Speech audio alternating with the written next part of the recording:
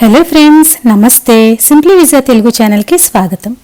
ఇవాల్టి వీడియోలో అందరూ ఎంతగానో ఇష్టపడే పానీపూరిని ఇంట్లోనే ఈజీగా ఎలా తయారు చేసుకోవచ్చో చూద్దాం. సాధారణంగా ఈ పానీపూరిలో మనకి కష్టమైన పార్ట్ ఏంటంటే పూరీలు ప్రిపేర్ చేసుకోవడం. అయితే దానికోసం మనకి మార్కెట్లో ఇలా రెడీ టు కుక్ పూరీస్ దొరుకుతున్నాయి. ఇవైతే నేను ఫ్లిప్కార్ట్లో బుక్ చేశాను. అమెజాన్లో కూడా డిఫరెంట్ కంపెనీస్ ఈ ప్యాకెట్స్ దొరుకుతున్నాయి. ఈ ప్యాకెట్స్ని తెప్పించుకుని మనం వీటిని ఆయిల్లో డీప్ ఫ్రై చేసుకుంటే పానీపూరిలోకి పూరీలు ఈజీగా రెడీ అయిపోతాయి. ఈ ప్యాకెట్లో ఈ పూరీస్ 80 వరకు ఉన్నాయి. మనకి మార్కెట్లో కుక్ చేసిన పూరీస్ కూడా దొరుకుతున్నాయి.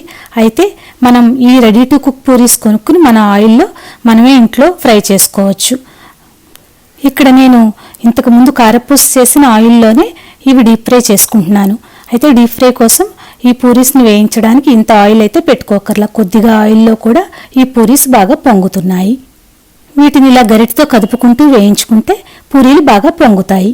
ఈ వేయించుకున్న పూరీలను మనం ఒక ఎయిర్టైట్ కంటైనర్లో స్టోర్ చేసుకుంటే 1 వీక్ వరకు కూడా పాడవకుండా ఉంటాయి.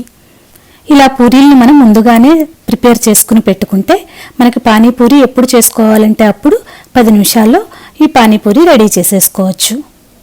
పానీపూరి తయారు చేసుకునేందుకు ముందు రోజు రాత్రే 1 కప్పు బఠానీని శుభ్రంగా కడిగేసి ఇలా నీళ్లు పోసి నానబెట్టి ఉంచుకోవాలి. ఇలా నానిన బఠానీలో కొద్దిగా సాల్ట్ వేసి కుక్కర్లో 3 విజిల్స్ వచ్చే వరకు ఉడికించుకోవాలి. ఈ బఠానీల్ని మనం పొద్దున్నే వంట చేసుకునేటప్పుడే ఉడకబెట్టేసుకుంటే మనం సాయంత్రం అప్పటికప్పుడు పానీపూరి ఈజీగా క్విక్గా తయారు చేసేసుకోవచ్చు. ఇప్పుడు పానీపూరిలోకి పానీని ప్రిపేర్ చేసుకుందాం. దానికోసం ఒక పెద్ద నిమ్మకాయ సైజ్ అంత చింతపండుని ముందుగానే నానబెట్టి ఉంచుకోవాలి. దాన్ని కొద్దిగా నీరు పోసి పిప్పు పిండేసి జ్యూస్ తీసుకోవాలి. ఈ జ్యూస్ని ఒక గిన్నెలోకి తీసుకోవాలి. ఇప్పుడు మిక్సీ గిన్నె తీసుకుని దాంట్లోకి శుభ్రంగా కడిగి పెట్టుకున్న 1 కప్పు కొత్తిమీర, 1 కప్పు పుదీనా, 3 పచ్చిమిర్చి, చిన్న అల్లం ముక్క వేసుకోవాలి. అలాగే 1 అరచెక్క నిమ్మరసాన్ని కూడా దీంట్లో పిండుకోవాలి. ఇప్పుడు దీంట్లో కొద్దిగా నీరు పోసుకుంటూ మెత్తని పేస్ట్ లాగా గ్రైండ్ చేసుకోవాలి. ఇలా మెత్తగా గ్రైండ్ చేసిన ఈ పేస్ట్ని చింతపండు జ్యూస్లో వేసుకోవాలి. ఒక 2 గ్లాసుల వరకు నీళ్లను పోసుకోవాలి. ఇప్పుడు దీంట్లో రుచికి సరిపడా సాల్ట్ వేసుకుని మన దగ్గర పానీపూరి మసాలా ఉంటే అది వేసుకోవచ్చు, లేదంటే కొద్దిగా చాట్ మసాలా వేసుకోవాలి. 1 పావు స్పూను బ్లాక్ సాల్ట్ వేసుకోవాలి.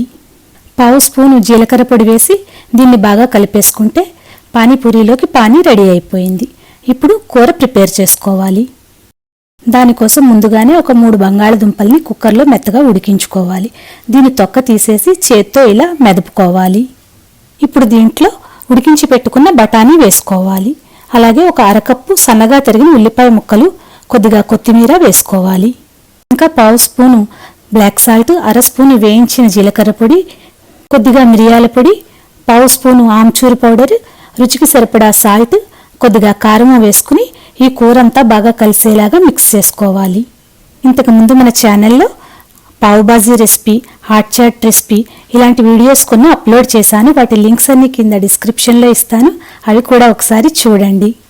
ఇప్పుడు మనకి పానీపూరిలోకి కర్రీ, పానీ ఇంకా పూరీసు కూడా రెడీ అయిపోయాయి.